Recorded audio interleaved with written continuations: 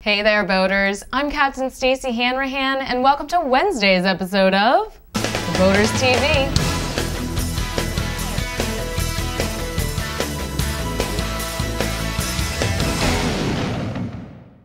First up, our Captain's Caption photo was provided by Ivan.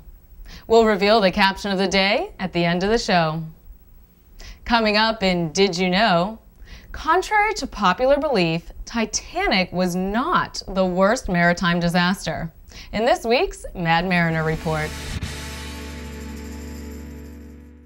Many people think of the Titanic when they think of disasters at sea, but Mad Mariner's Jean Bjorky points out that the tragedy of the Titanic may be the best known maritime disaster, but when it comes to loss of life, it doesn't even make the top 20. Now, it should come as no surprise that the worst events occurred during wartime. In fact, the worst maritime disaster ever in terms of loss of life occurred during World War II. In January 1945, the German steamer Wilhelm Gustloff was torpedoed by a Russian sub, sank, and nearly 7,000 people lost their lives. In comparison, just over 1,500 people were lost in the Titanic tragedy. The worst peacetime maritime disaster was the loss of the Philippine ferry Donna Paz in 1987. When the ferry collided with an oil tanker south of Manila, it caught fire. The official death toll on the overcrowded boat was 1,565, although there are other reports that claim the total was actually over 4,000 people. The silver lining with many of these events is that they led directly to improved safety requirements at sea. For example, the International Convention for the Safety of Life at Sea was formed after the Titanic sunk. The treaty specified how many lifeboats a ship must carry, mandated safety drills, and contained several provisions concerning distress signals. Maritime disasters often become memorialized in song. Gordon Lightfoot has sung the story of more than one ship, but his most popular tribute was to the Edmund Fitzgerald. The Fitzgerald, an ore carrier on the Great Lakes, went down in 1975 during a strong gale on Lake Superior. The captain wired in, he had water coming in, and the good ship and crew was in peril. Thanks to Gordon Lightfoot's song, the ship will always be remembered. To read Jean's entire article on disasters at sea, including those with environmental fatalities, go to www.madmariner.com. Next up in ship's domain, now be honest, how often do you file a float plan? I'll be honest, my family and I do not always file a float plan when we head out on the water. And our laziness is just plain stupid. If an incident was to happen at sea, timing would be everything. And a float plan often contains that extra bit of information that allows search and rescue personnel to locate you before worst becomes worst. Officially, a float plan is a document that describes your vessel, equipment, crew, and itinerary of a planned voyage. It's usually filed with a friend, neighbor, or marina operator. And they're not just for big boats.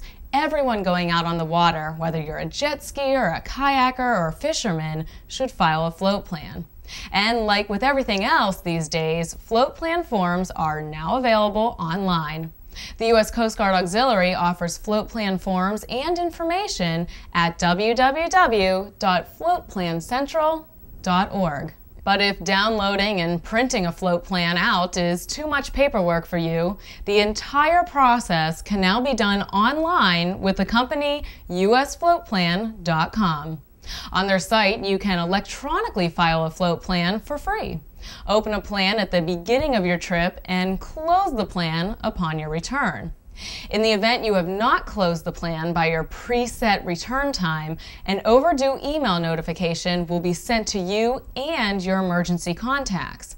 If in 30 minutes the plan is still not closed, your friends and family will receive another email. Now at this time, they should attempt to contact you or your crew, and if needed, the proper authorities. U.S. Float Plan offers those of us that may be a little lazy an easy electronic way to file a float plan.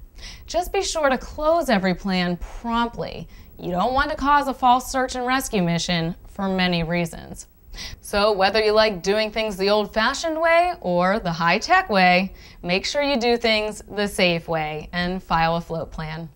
And I'd like to know what your practice is. How often do you file a float plan? Let's talk about it. Go to www.theboaters.com. Coming up in Just for the Hall of It, weird and weirder.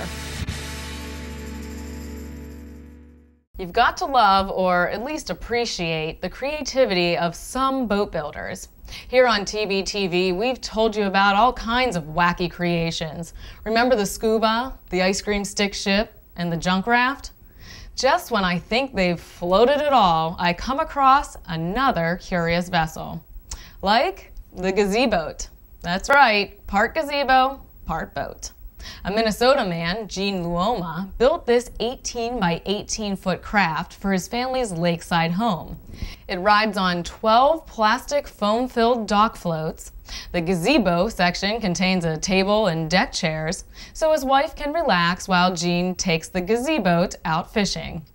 This thing has an electric trolling motor, autopilot, built-in water pump, and fish finder with depth sounder. If you're a fisherman who loves gazebos, you're in luck. Gene will sell you the plans at a very cheap price. Just email him at gene@zipitclean.com. Another interesting vessel I've come across is the Aquavan. It appears to be the redneck cousin of the Terrawind, and I say that with the utmost respect.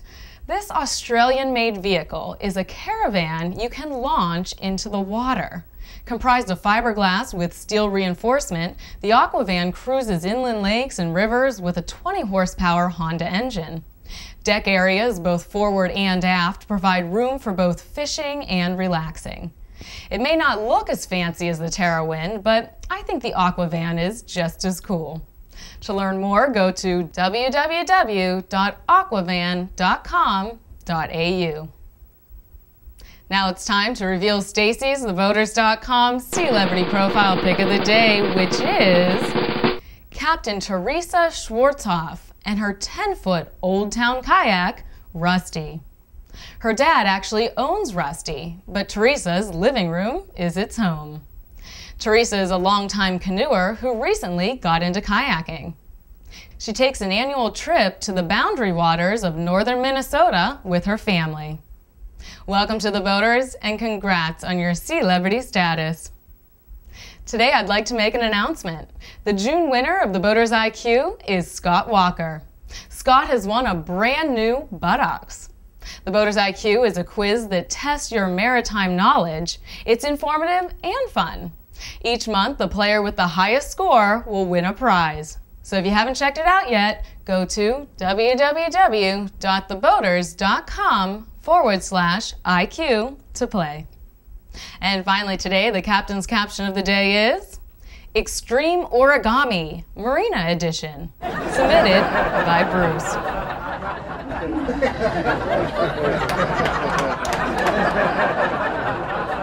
And that'll do it for this episode of The Boaters TV. See you back here on Friday.